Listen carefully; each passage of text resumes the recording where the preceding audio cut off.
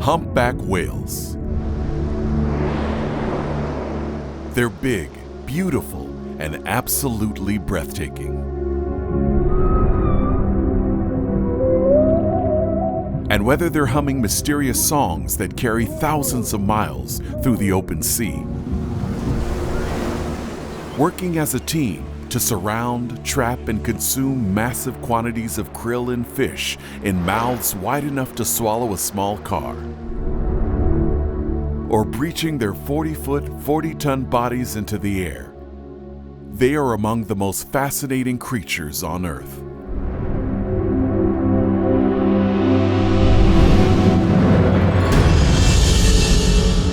But a humpback's astounding physical attributes are much more than highlights in a nature documentary. You see, their ability to thrive in a liquid universe represents a significant challenge to Darwinian evolution and materialistic accounts for the existence of complex life.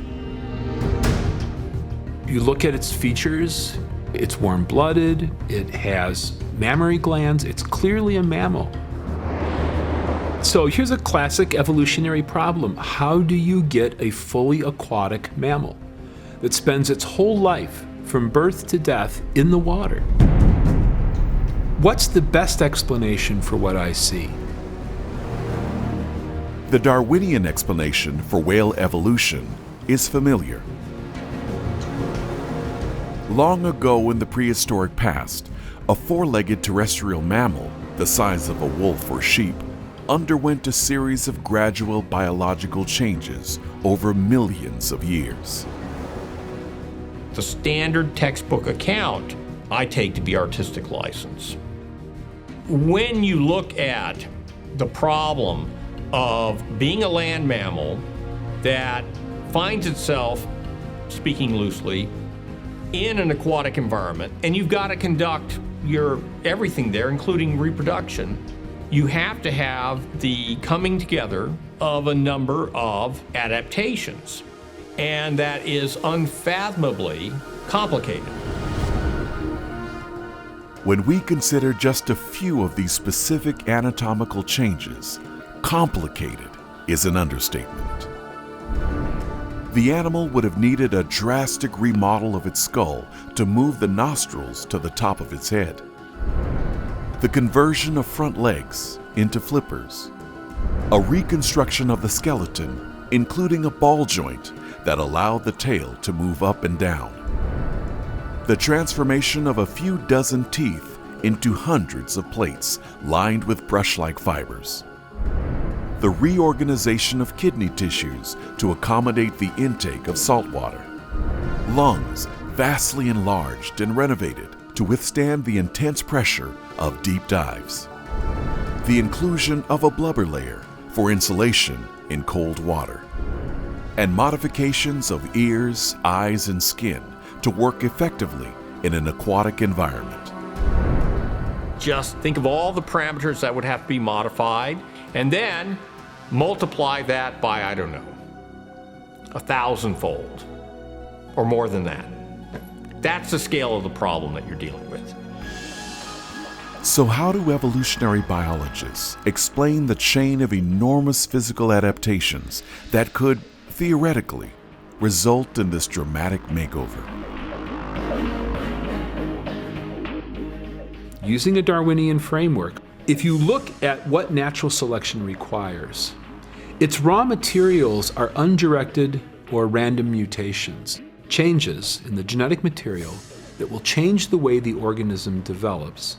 There's a step-by-step scenario that's got to be worked out where undirected changes in DNA are modifying development, which is changing the anatomy of a land-dwelling creature into something that can survive all the time in water.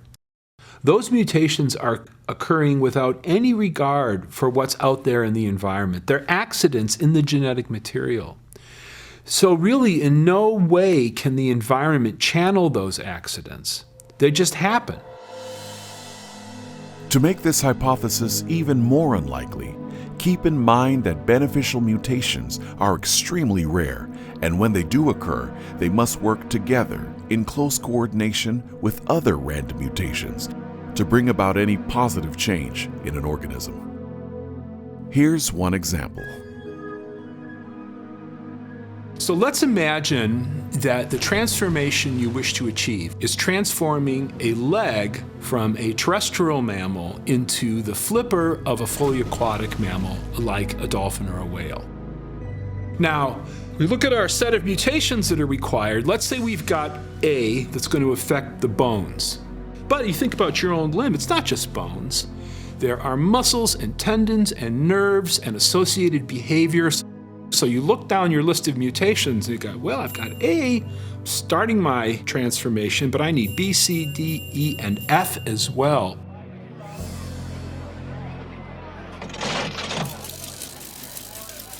So the challenge of cooperative mutations is to have these events occur in space and time in such a way that they can jointly work together, cooperate, to bring about the transformation that you need. But you know what? Those mutations, they're accidents in the genetic material. So you're essentially relying on luck. And odds are you're going to miss the target by a mile.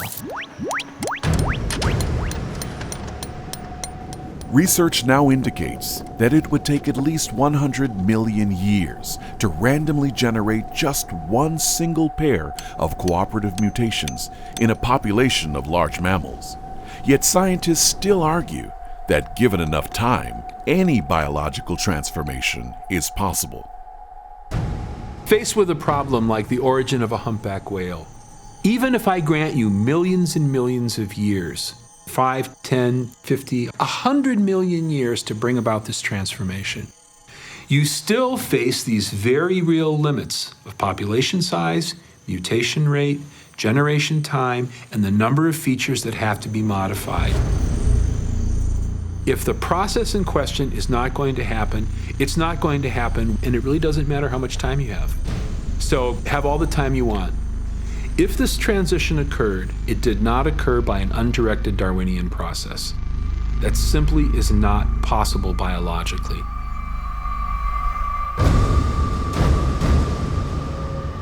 Darwinism provided an explanation for the appearance of design and argued that there is no designer, or if you will, the designer is natural selection. If that's out of the way, if that just does not explain the evidence, then the flip side of that is, well, things appear designed because they are designed. And those designs simply seem too efficient and too optimum to have been cobbled together by some haphazard mechanism. And in evolutionary terms, it's kind of game over.